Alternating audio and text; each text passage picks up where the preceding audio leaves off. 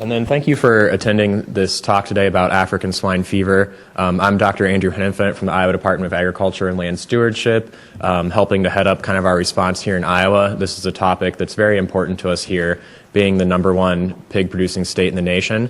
We have 3 speakers today that will be able to kind of shed some light on the international perspectives on African swine fever and some other possibilities of how we could handle a response here in the United States.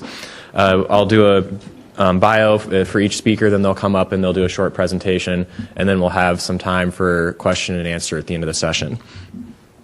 Our first speaker is Todd Thurman. Todd Thurman is the founder and owner of SwineTex Consulting Services. Mr. Thurman holds an AS from Chamberlain College and a BS in Animal Science Production, emphasis from Texas Tech University. Prior to founding SwineTech, Mr. Thurman spent over 22 years in the swine industry, working either for or with large-scale pork production systems in the U.S. and abroad. He spent 7 years working for one of the top 5 pork producers in the U.S. at the time, Cargill Pork. At Cargill Pork, Mr. Thurman is responsible for the performance, management, and records for approximately 50,000 commercial sows. Mr. Thurman then joined Cargill Consulting Services and relocated to Russia, where he served as consulting general manager for a successful 25,000 sow farrow-to-finish startup near the Ukrainian border. Upon his return from Russia, Mr. Thurman began working with Cargill teams and customers around the world, providing consulting and training services. He has worked in 17 countries, including significant experience in Russia, China, Southeast Asia, Europe, and Latin America. After leaving Cargill, Mr. Thurman spent 3 years working for a global genetics company, managing strategic accounts in the USA, China, and the Philippines. Mr. Thurman founded SwineTech Consulting Services in 2017. SwineTech provides consulting and training services to the global swine industry with a focus on improving productivity and profitability for clients. Mr. Thurman lives near Fort Worth, Texas, with his wife, Tisha, and 2 daughters. Please welcome Todd to the stage.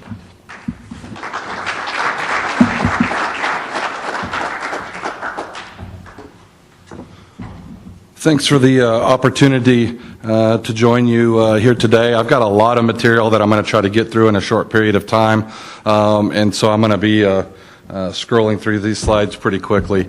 But I want to give you a little bit of a flavor of what's going on, kind of the current situation in China, and then obviously we'll have plenty of time for questions. So last year in the Chinese zodiac calendar was the year of the pig, which was very fitting. It was quite the year. And we're wrapping it up. Actually, Chinese New Year is tomorrow.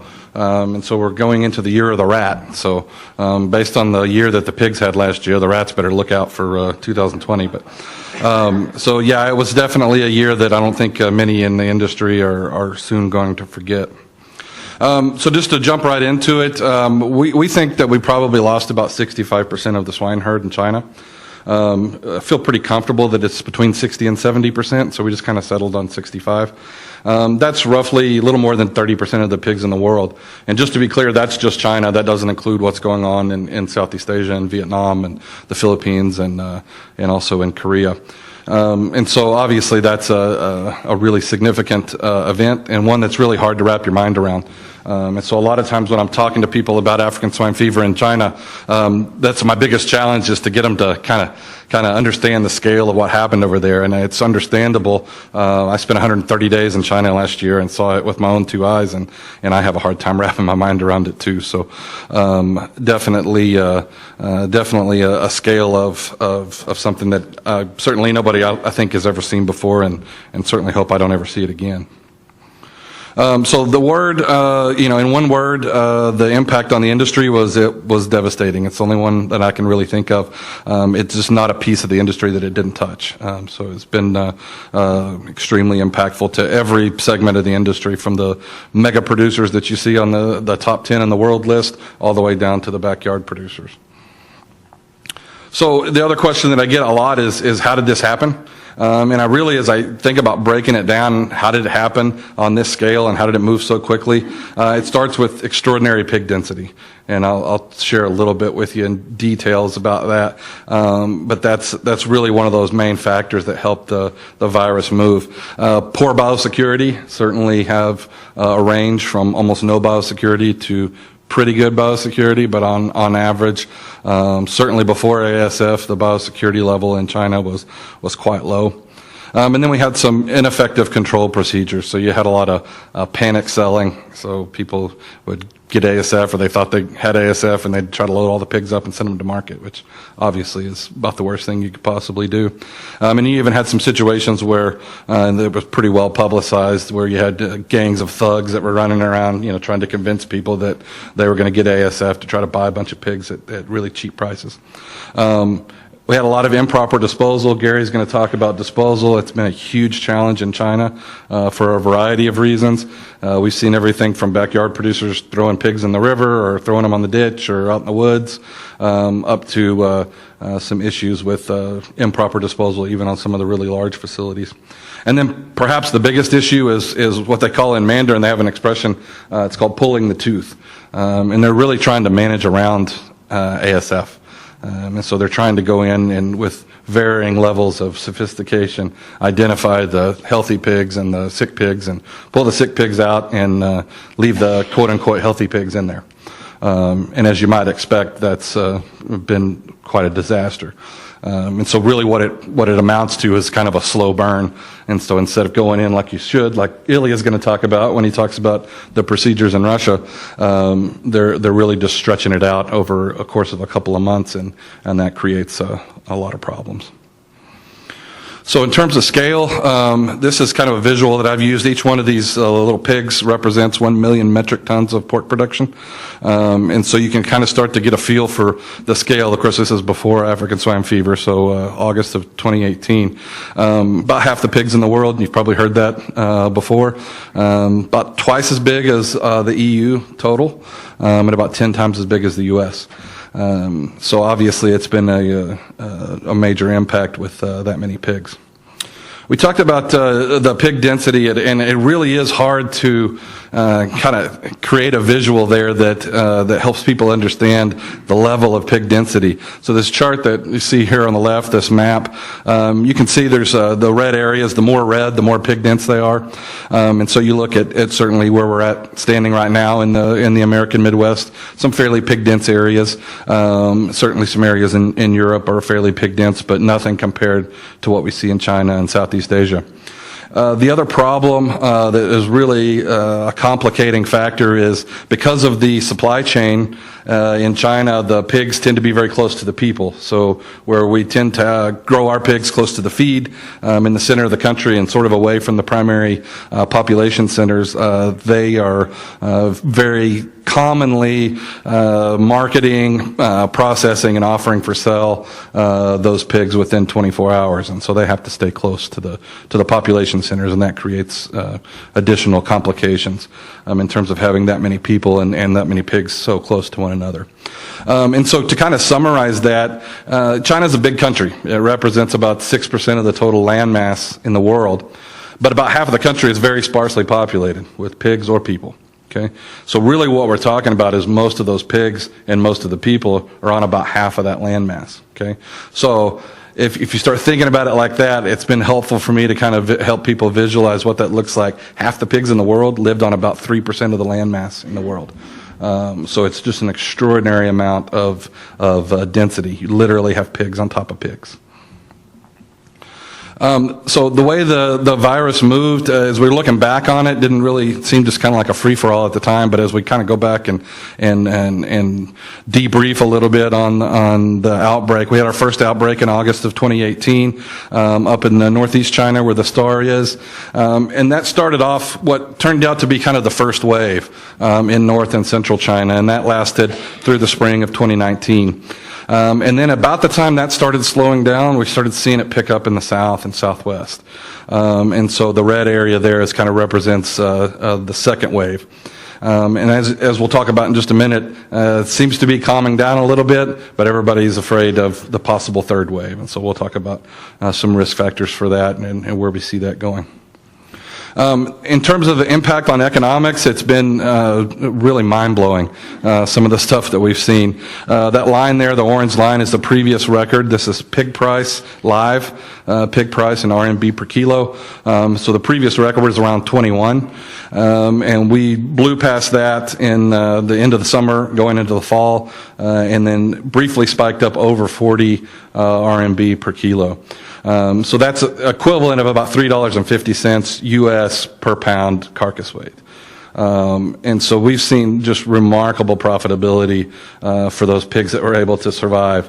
We've averaged profitability since October 1st. We've averaged about $390 per head profit margin. And then we had a period of time back there in November where people were making over $600 a head margin on a market hog. So, that's, on one hand, I think all of us would like to have that problem. But it's really driven some pretty poor behaviors too, as you might expect. And so it's actually been part of the problem and part of the solution. And then just the one that really probably gets me more than anything is I've seen wean pigs selling for $250 plus. So it's really mind-boggling to think about a 15-pound pig selling for $250. So it really amazing, and I think it's the industry is having a hard time processing that. So current status, everybody's kind of asking me, have we bottomed out? And I think mostly yes. It seems like we've bottomed out, but it seems like a really tenuous situation. Okay, and so as we think about moving forward from here, it's not going to be this steady increase that you've heard some people predicting. It's going to be more of a 2 steps forward and 1 step back. And then, the thing that I've been trying to help people understand is as we start repopulating the herd, it gets more difficult to take that next step because you start running into those pig density issues again. So a lot of times, people from outside the industry have called reporters and asking me questions. And one of the questions that I got is why did it slow down? When you had that first wave, why was it slowing down? And I, not really jokingly said we basically started running out of pigs to kill. We had really pig dense areas where some of them, 80% of the herd was gone. And so it becomes, easier as you start losing more pigs and reducing that pig density. But the opposite is also true. So as we start repopulating the herd, that's going to be a growing issue. So as we look out into the future, I'm kind of pessimistic, I guess, compared to some of the others. I feel like the recovery is going to be quite low. One of the main concerns I have there is that a lot of the same conditions that got us where we were in the first place, so the reason we had this outbreak in the first place, not a lot has really changed. Okay, so a lot of those issues are still there and are still complicating everything. The virus is everywhere. It's in the supply chain, in every aspect of the supply chain. It's all over the place, and it's just really hard to root it out when it's become so ingrained in the all aspects of the supply chain. And then we have some really serious limitations in terms of breeding stock. Breeding stock was affected almost as bad as the general sow herd, and so most of what is being bred now is just gilts that came off the finishing floor, and so that creates a couple of problems. One is their productivity is going to be quite a bit lower on those animals, and it's going to take some time to build up a resupply of that breeding stock. My estimate is the restocking success rate over the entire country at every level of production is probably right around 25%. So about 75% of the restocking efforts that I'm seeing are failing. And so that's a real difficult hurdle as we start to try to put the herd back together. So I'm going to go ahead and stop now and turn it over to the other guys, but then I'll be available for questions later. So thanks a lot. Our next speaker is Gary Flory. Gary Flory is the Agriculture Program Manager at the Virginia Department of Environmental Quality. In this role, Gary provides leadership on numerous issues surrounding the nexus of agriculture, the environment, and public health. Gary also founded G.A. Flory Consulting, a global consulting firm, to help clients with a range of services including animal disease and natural disaster response, agriculture emergency planning, and emergency response training. Gary has conducted trainings, giving presentations, and deployed on numerous animal disease outbreaks, including African swine fever, around the country and internationally in countries such as the Dominican Republic, Vietnam, Tunisia, Korea, Cambodia, Laos, Malaysia, and Azerbaijan. In addition to numerous other articles and reports, Gary has led was a lead author of FAO's recently released Focus on document, Carcass Management for Small and Medium Scale Livestock Farms, Practical Considerations, and USDA's Catastrophic Livestock Composting Protocol and Mortality Composting Protocol for avian influenza infected flocks. Gary also serves on the Animal Health Quadrilateral meeting of the Emergency Management Task Force and Disposal, Destruction and Disinfection Network Steering Committee for the International Symposium on Animal Mortality and Management, USDA APHIS Composting Technical Committee, and the Virginia Poultry Disease Task Force. Additionally, he was awarded the Agency Star Award by the Governor of Virginia for community service and leadership on animal disease response. Please welcome Gary to the stage.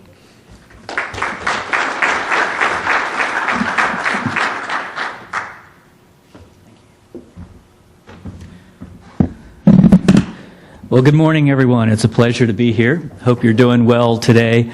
A lot of the things that we have to talk about today are not the kind of things that you feel good about. But it's really important to make sure that we understand the issues so that we can take these experiences that Todd and Ilia and I are going to talk about and use them as we prepare here in the U.S. for ASF, which hopefully we'll never have to get to a place where we need them. What I tried to do today is, as I'm talking about some of my experiences in Southeast Asia, I'm trying to look at areas that there are some lessons that we can learn and that we can take as we prepare here. So that's sort of the idea of this presentation, is to really take some of those experiences and to learn from them. I'm going to talk about three key areas. I'm going to talk about what we call the 3D. So that's depopulation, disposal, and decontamination. So first of all, as we're talking about depopulation, I guess really the biggest message that I want to bring to you is have a plan. Okay, so we can't take those methods that we use for routine mortality management or routine sick animal management and use those in an outbreak. So during my very early in the outbreak in Asia, that's what we were seeing. We were seeing places where they were trying to implement those same technologies that we use to depopulate sick animals and implement those on a much larger scale. That does not work well. There's lots and lots of implications of that, but the key is have that plan, understand that those routine methods probably aren't going to work. And if they are, it's only going to work if you have the additional capacity in terms of resources, people, equipment. So keep that in mind. We can see here a couple of examples of some of the technology that they migrated to in Southeast Asia. So you can see these are some of the electrocution methods. I'm not here to say that those are the methods that we should use here. I'm just saying that we need to look at the AVMA's depopulation protocols and take a look at what we can do. And we also need to have some new research on some new methodologies, and lots of good research that's happening here, I think right here in Iowa, but elsewhere, to come up with some of those new methods. The other thing I think that is so critical about depopulation is that it's so important to actually coordinate your depopulation and your disposal. Unfortunately, there's probably many of you here that recall the highly pathogenic avian influenza outbreak 2015. Obviously a significant impact here in Iowa. But early on in that outbreak, what we were seeing is we had a depopulation crew and we had a disposal crew. And those people were all good people working as hard as they can. And so for some of those floor raised birds, they could depopulate a house pretty quickly. And without a lot of coordination, what was happening is they were going out, they were depopulating a lot of farms, but on my team, which was the disposal side, we would not get to a farm till 10, 14 days after they've already depopulated those farms. You can understand that that's not the most ideal situation, other than, open the door, the yuck factor, that's really only the smallest part. You get over that, there's the biosecurity concerns with vectors and whatnot. So it's really important that as we're doing our planning for ASF, we're actually coordinating our depopulation efforts with our disposal efforts to make sure that we can make that happen in a way that doesn't have significant environmental or biosecurity implications. The other thing I wanted to talk about is decontamination. It's important to know how you're going to decontaminate. If I hadn't said it before, which I know I have, have a plan, right? That's important. You got to have a plan for how you're going to do your decontamination. You're going to need to know, do I have the resources? Do I have the supplies available? But most importantly, it's important to recognize that decontamination is not just a single process. Decontamination is an entire process that does include both cleaning and disinfection. So you can see here on the slides that you can see the shadow of where a pig was, where they actually sprinkled disinfectant around the pig, and when the pig was removed for disposal, it left that black shadow there. That's what that center photo is. Well, clearly that is not a good disinfection process, right? Disinfection has to start with the removal of the solids, the manure. It has to involve a very thorough cleaning process, and then we can move on to the processes of decontamination. So just want to remind everybody that the decontamination process is a very detailed process. It has to be, you have to move forward with that very thoughtfully, or you're going to end up with some of the problems that Todd just talked about, where you're having flocks that are getting recontaminated. I wanted to spend just a little bit of time here talking about carcass disposal. That's one of the areas that I work on. Here's just a picture from South Korea where the blood from the pigs that were waiting for disposal got into the river, which ultimately would have led to the drinking water supply of Seoul. Carcass management is a very serious problem. It can have environmental implications, but it can also have biosecurity implications, and it can have human health implications. So it's really important that we think about that. And if I hadn't said it, and I had, what do we have to do? Have a plan. Thank you, Keith. We got to have a plan. All right. And so all of these plans that I'm saying you got to have, depopulation, disposal, decontamination, they really need to work together. So now's the time to be working on those plans, and I know you are, which is great. So we saw a number of different disposal methods being used throughout Southeast Asia, and a lot of that depended upon where your groundwater zones are. But there's really a lot of improvement that can be made, not only in many parts of the world, also here in the U.S. There are places for almost every kind of disposal method. I show burial here, and burial has places where it can be used if you have the right amount of animals. You can't have too many animals. You have the appropriate hydrology, geology. If the conditions are right, that can have value. But oftentimes what I would see is pits that were dug, and there was water about a meter of water in the bottom and pigs thrown in the top. Well, of course, that water is also their drinking water supply and whatnot. So, and there's biosecurity implications because we don't know how the virus reacts in that environment. So it's really important to keep in mind. I show a picture of the burning here on the left-hand side, and of course that is a method that can be appropriate in the right circumstances, but we need to think through whatever our disposal methods are, the biosecurity issue. It takes a lot of wood. And so on this particular farm, what I was observing is they would come onto the farm, bring some wood. They keep going back and forth from a contaminated farm, off farm, all around the commune, finding the wood and bringing it onto the site. Well, what do? We at least had the potential to spread the disease for all of those trips back and forth to the farm. So there's really a lot of things that we need to keep in mind. I also wanted to talk briefly about two new methods that we're working on here in the United States.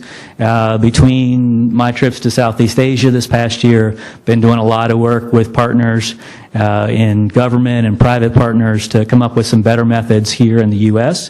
Those two methods I'll talk about just briefly are grinding, so pre-processing, and then composting, and then above ground burial. Composting you're all familiar with from avian influenza. It's been a method that has been used quite frequently for smaller animals. So for example, almost 50 million birds died in 2015, and 42 million of those were composted. So it can be very effective, but we certainly do have some considerations about large animals. We're talking a a layer bird is very different than a sow, and so there are some concerns. One of the processes that we've got a team that is working on, and I happened to run into one of the members of that team that was very instrumental in this project, Keith Warren from Advanced Composting Technologies, yesterday, and he's here in the audience today. Keith, thank you. So we've been working on this project with Keith, and really the idea is we have a process which could take 6 to 9 months to compost a whole sow. Can we take that process and turn it into more of a poultry composting process? So we can go 30 days instead of 9 months to 6 months. So that's one of the things we've been doing. We had a pilot project and a number of subsequent larger scale projects, and then ultimately we did a training for the swine industry in September. But basically, again, taking a long-term process, making it a short-term process, get our temperatures up, and we can really take that long-term management and really shrink it down into a process that's more reasonable. The industry was telling us we might be interested in composting, but we can't have infected material on a farm for 9 months. And we get that, and that's one of the reasons that we were working on this project. This just kind of shows you what the equipment looks like. It also shows you what the material looks like. We're processing those carcasses with carbon material about from a 1-to-1 ratio. And what comes out is particles that are no more than 2-3 inches long, as you can see here in the photo. So you can imagine that really speeds that process up.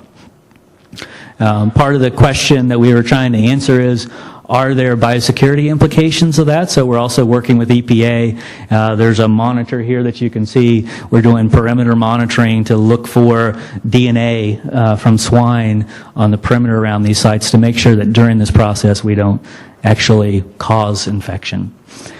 One of the other projects we've been looking at is above ground burial. Basically, above ground burial is a hybrid of composting and burial. So we're just taking a process like deep burial, but we're actually doing it much more shallow, so 2 feet.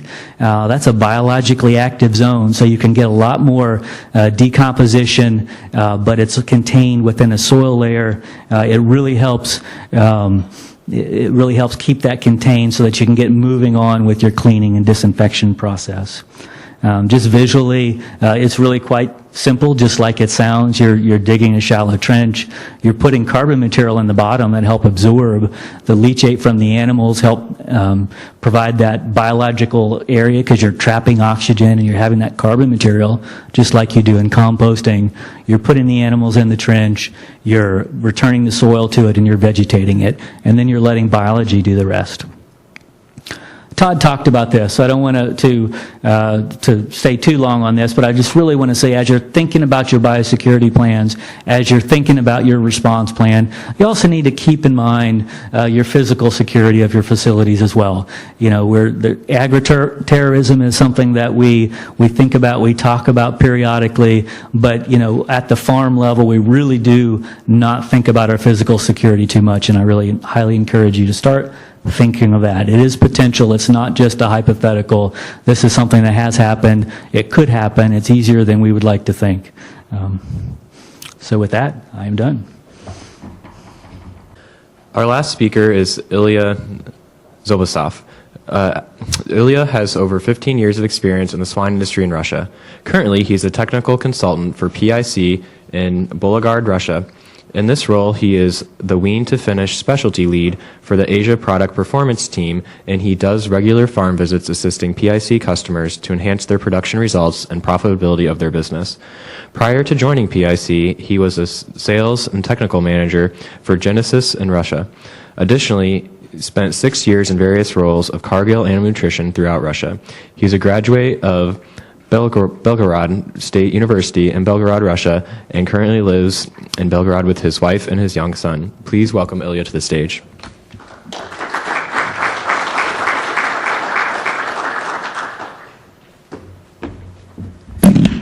Good morning, everybody.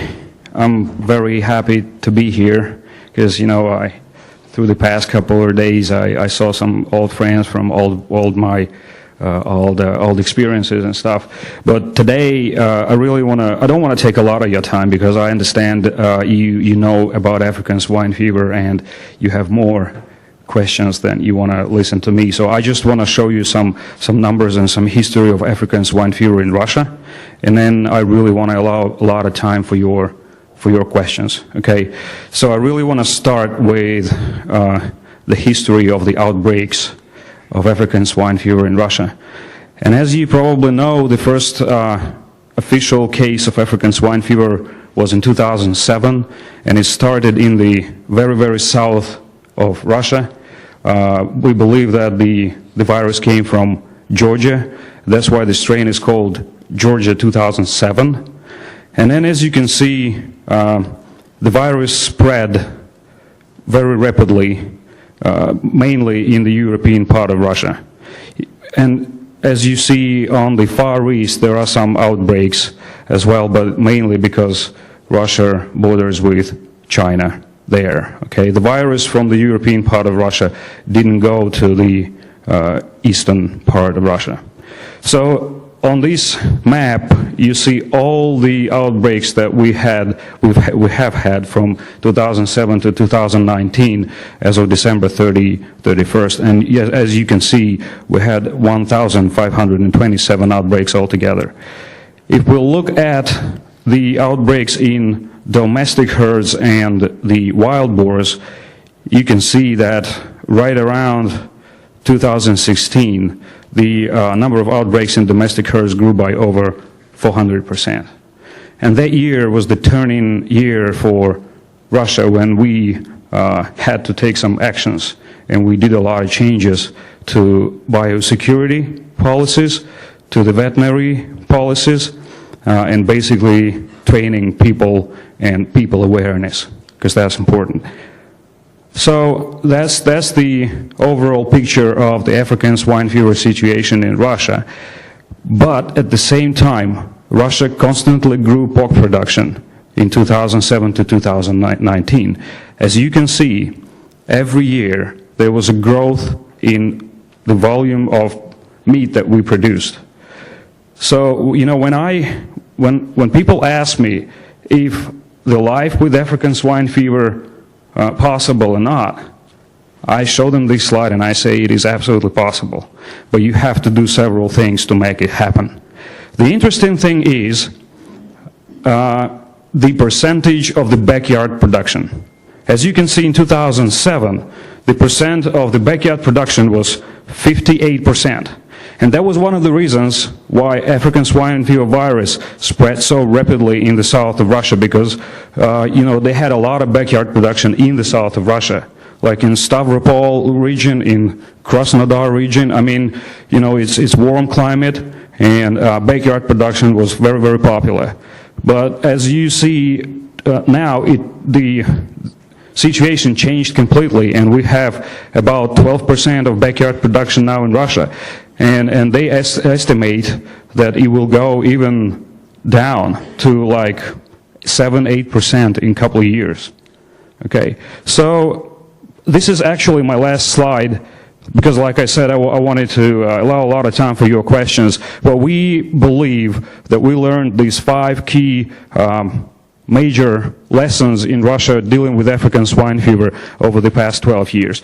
And number 1 lesson is you have to do absolutely everything possible to protect your farm. I mean, and it's not only biosecurity tools and rules, it's also training people and explaining to people and you know, increasing their awareness. Number 2, you have to have culture of transparency. I mean, if you have African swine fever on the farm, you have to pick up the phone and say, I have it, right away, so you can take actions. Number 3, which actually happened in 2016, is that changes in the veterinary policies that I mentioned, is regionalization in compartments. Right now, you have to have, if you want to be the modern production, you have to be compartment 4. And there's a big list of things that you have to comply with to become compartment 4. And regionalization helps us with, for example, when some regions or states are infected with African swine fever, you cannot move the animals, the trucks, through that area. And all this is controlled by the government. We have a lot of government support with policies and control. Also, Lesson number 4 is that infected meat, with African swine fever meat, needs to get out of the food chain as fast as possible. And on this picture, right, you can see a lot of dead animals, right? But you know, these pigs, they didn't die because of African swine fever, but you see that they lie close to the farm. And here I just want to show that it's absolutely mandatory to euthanize all pigs at the farm if the farm has African swine fever, but the pigs have to be euthanized on site. It is absolutely critical. And then, you know, you do all the disposal procedures, and that meat never gets into the food chain. Okay? And of course, lesson number 5 is you have to listen and learn. People need to become open. There's no, among Russian producers, there's no competition anymore. They meet on a regular basis, they talk to each other, they listen and learn. And that's all I have about Russia in general, very briefly. And I really want to allow a lot of time to answer your questions. And I prepared several pictures on different biosecurity things that we do in Russia. So please feel free to ask me any questions, and I'll do my best to answer them, okay?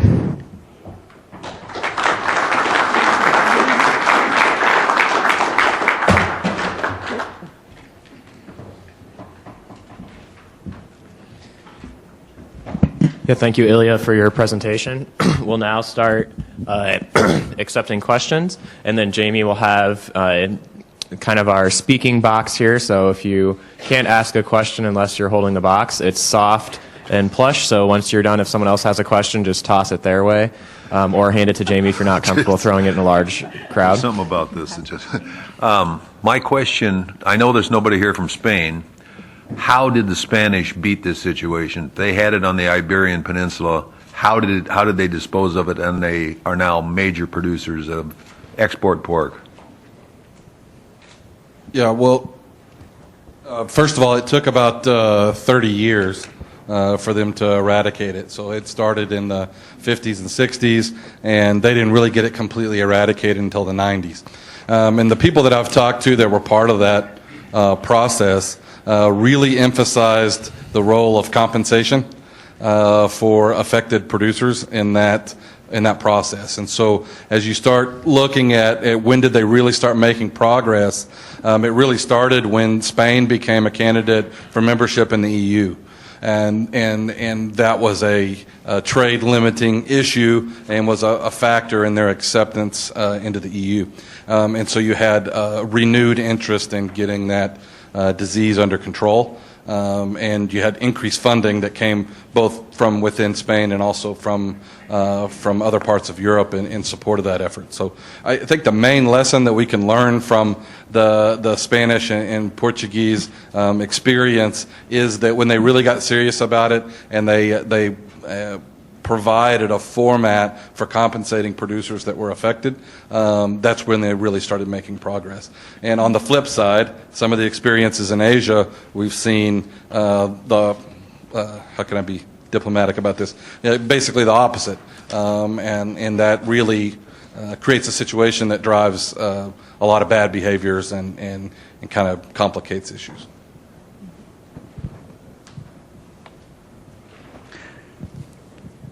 Ilia, I'm curious what biosecurity procedures you found to be the most impactful and that have been new changes to the farms that you serve. Well, I guess I can come up there and show several pictures if you like.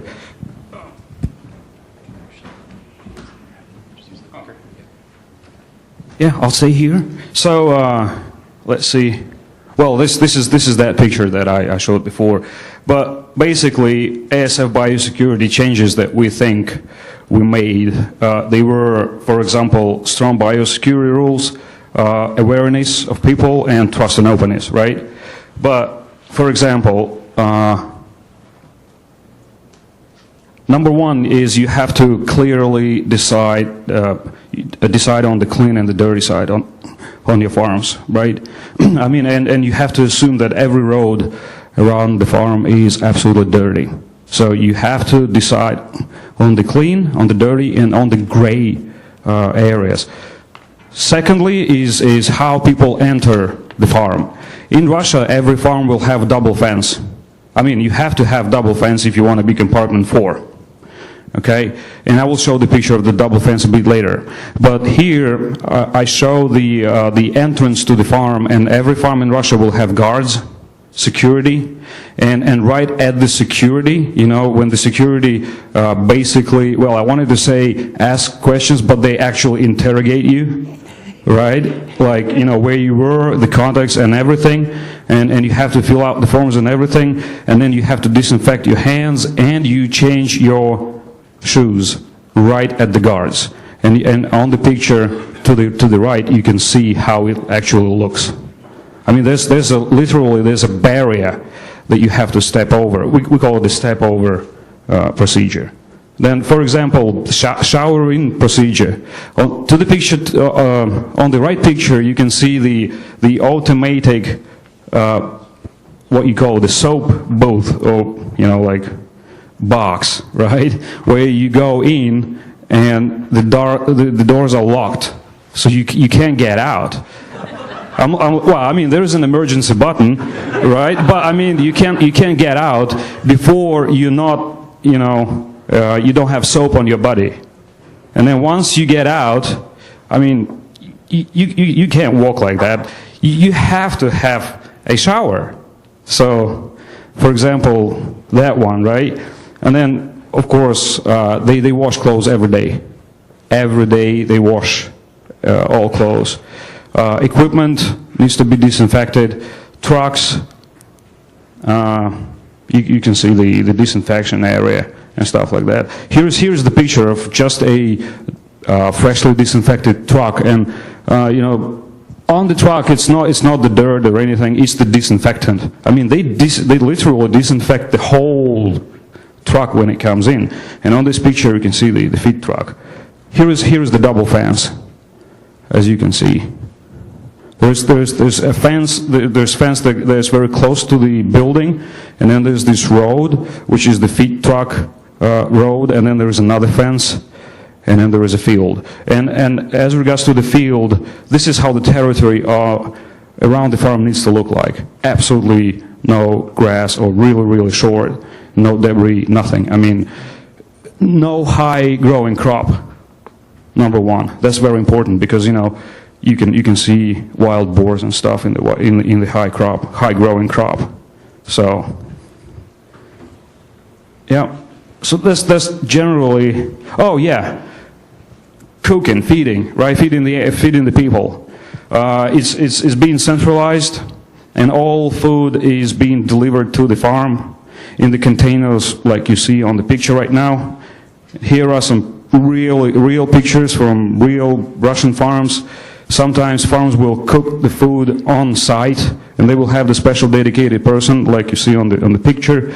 People will eat together, and again, you know, so there will be somebody supervising them and looking at them eating and everything. This is how they can store different products. They freeze them. Okay. Wash your hands, and we say we wash and sanitize the hands every time you come from the building, from the barn, and you go to the barn. So wash your hands before the meal and after the meal. That's very important. So there's just in general several things that I can list. Does that answer the question? So even before showering in and showering out, folks are changing their shoes. Yeah. That first, so it's built on levels, so biosecurity gets more strict as you get deeper in. Yes. Yeah. So, you know, when you approach the farm, you're on the dirty side. Once you've changed your shoes, you're on the gray side.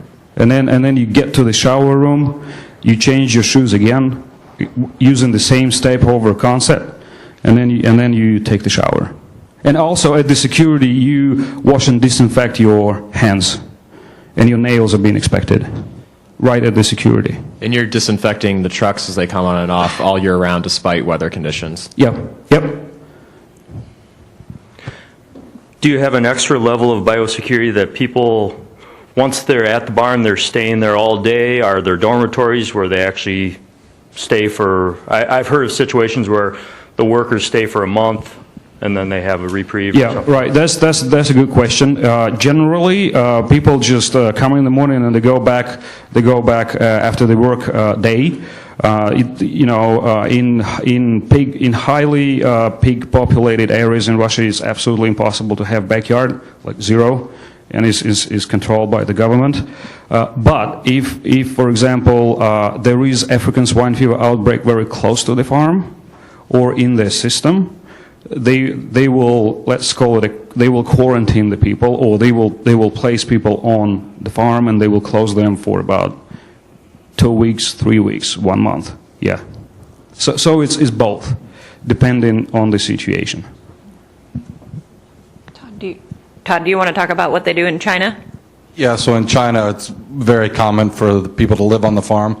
So they'll have a dormitory on the farm, and people will stay anywhere from a month to 6 months.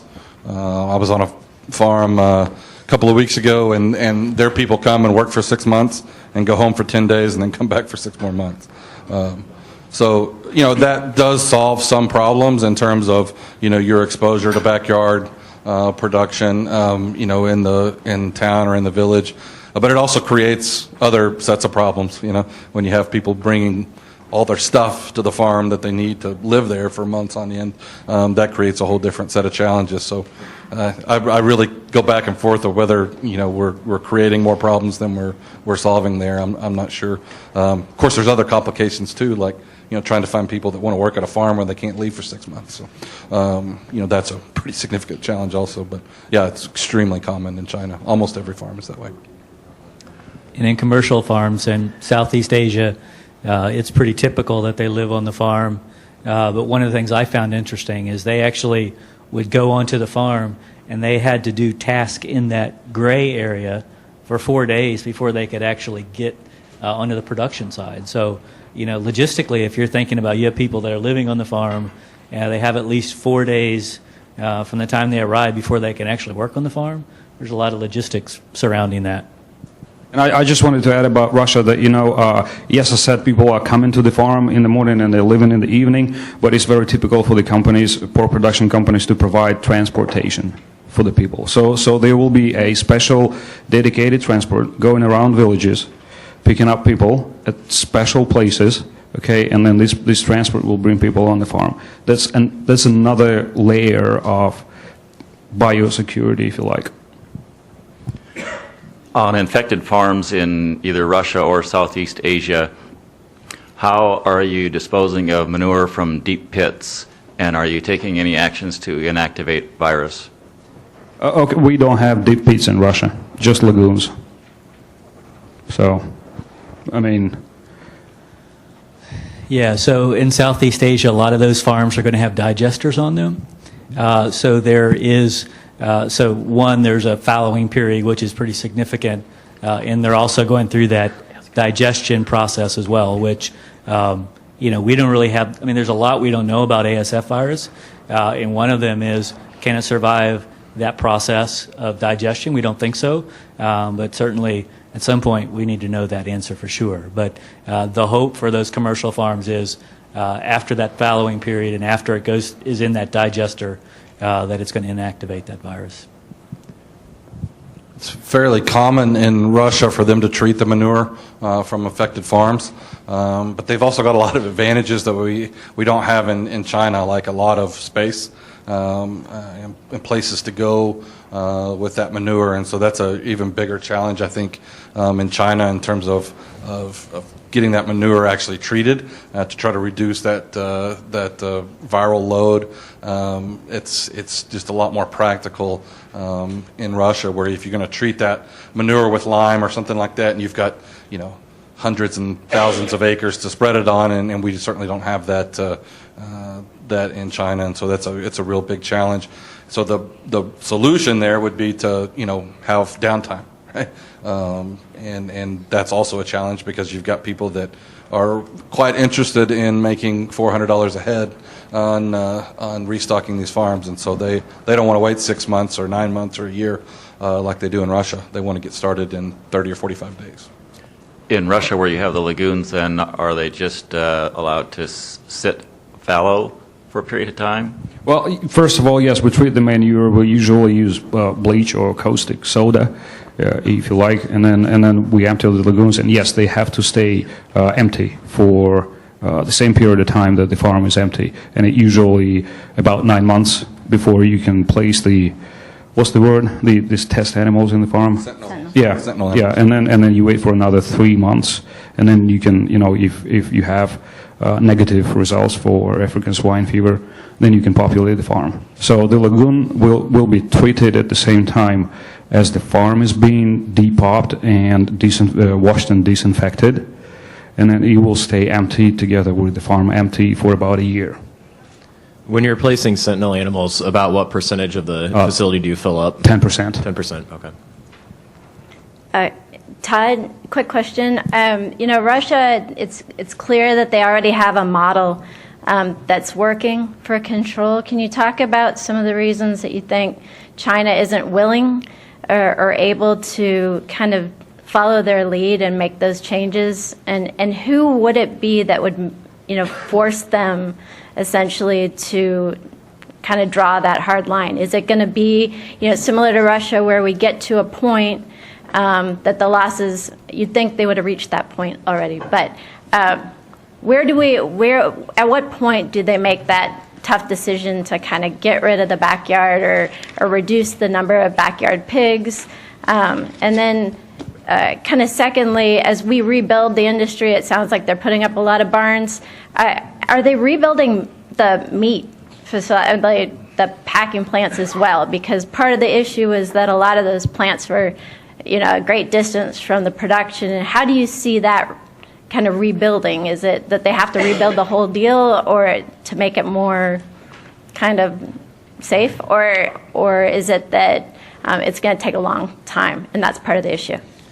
Yeah, so that's certainly part of it. That process on the slaughter capacity side is going to be slower than it is on the farm side, and that's really one of the main differences that I think about the comparing and contrasting Russia and China. You have a very long history in China of lots of integration. In fact, they take it to even a level beyond what we do, where you've got crop production all the way through the retail. In Russia is very common. It's still quite segmented in China. Certainly you have some integration, but it's certainly not to the level of what we see in Russia or even here. And so that's a big difference. Then you have some real practical differences of the fact that you've got roughly 10% of the people and about twice as much land. And you've got about 10% of the pigs and twice as much land. And so just the logistics of kind of implementing some of these strategies is quite a bit different. But I think the biggest difference is the role that the government has played. In Russia, very strict, strictly enforcing policies, almost brutally in some cases, and you've not seen that willingness on the part of the Chinese government to engage at that level. Part of that is because they are trying to encourage, getting the herd repopulated, and part of that is really a social issue, where backyard production is culturally has a long tradition. It certainly does in Russia too, but not nearly to the degree that it does in China, and that's a tough. Politically, that's a tough balance for them to try to find, and so I think we're going to continue to have challenges until, if and until the government engages a little more aggressively to try to control this backyard production. Can you talk a little bit about the depopulation methods and the programming in Russia? Yeah, well, okay, first of all, if the farm is SF positive, it needs to be reported, and like I said, all the pigs have to be euthanized on site. Okay, we choose the injectable drug, wherever, right? So you inject every pig, and every pig is euthanized. And then, like I said, you have to burn all the pigs on site, and for this we would dig the deep hole, about 2 meters deep. You place pigs there, you burn them, and then you put bleach or caustic soda on top, and then you put soil, and then again caustic soda, and the pigs, just stay there. As for the farm, it needs to be cleaned. I mean, you have to dismantle every possible thing that you can. All the slats, you take all the slats out and everything. You wash it properly one time, then you disinfect the whole farm. Okay, then it stays for some time, before the veterinarians can tell you can wash again. Then you wash it again and you disinfect it again, and then the farm stays empty for 9 months. When you do the injectables, is that farm staff, or do you bring in an emergency response team, government team, or Well, you mean the euthanasia yeah. Well, usually it's provided by the government. by the government? Okay. Yeah. And typically how long does it take to depopulate a herd of a pretty large size? If it's a couple thousand animals or more on a farm, how long is it taking to get all the animals depopulated? Depop? Yeah, to euthanize all the animals. Well, usually very quickly, like less than a day, because we'll ask help from the government veterinary services and all other people from around the company. So basically, like I say, time is crucial at this point, and you have to do it fast. So it's like really less than a day. So personnel from the company and the government are coming in Yes. to depopulate Yes. those pigs. Yeah. How many would you normally have? How many personnel would you normally respond to that type of situation? Responding to the situation, I don't know, like everybody who can. I mean, like it's like you can see like sometimes 100 people. I mean, like many people, because it's a big deal. Sometimes even people from the villages will come and help, because they don't want this disease to be spread. And then, Gary, with your experiences and kind of talking to colleagues from abroad, what have been identified as kind of the best disposal methods? Yeah, disposal is not an easy thing, and I guess the best disposal method. I don't know if anybody went to the banquet last night, but the stuffed pork chops, that's a really key. And I agree. I forget, Todd or Ilia, which one of you said? I think it was Ilia. We don't consume the infected animals. But my point of that is there's no good disposal methods, right? There just aren't, because we're taking protein that could have gone to the food supply.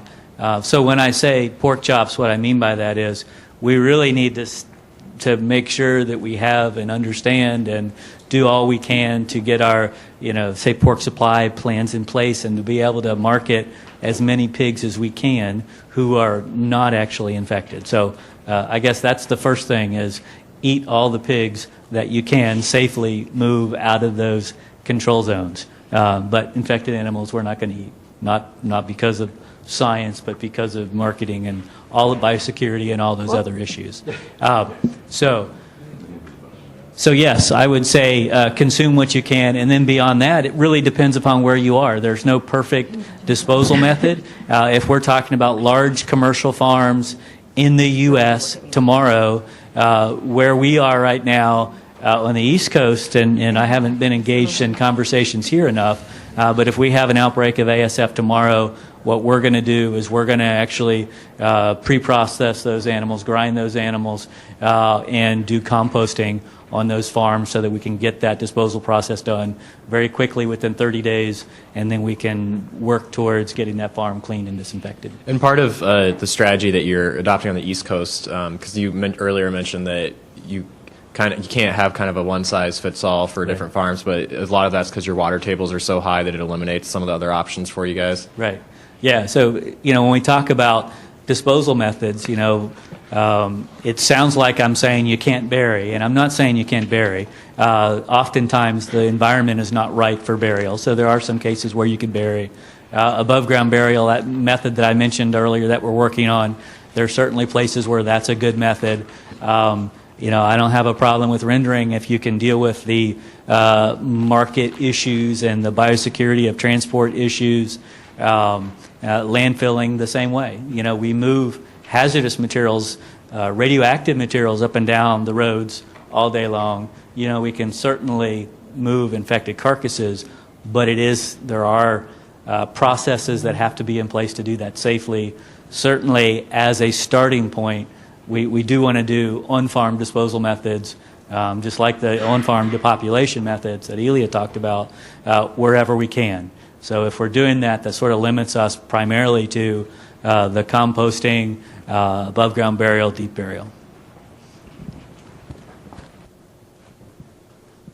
How about if there was a disposal method that could do something within 24 hours, like incineration?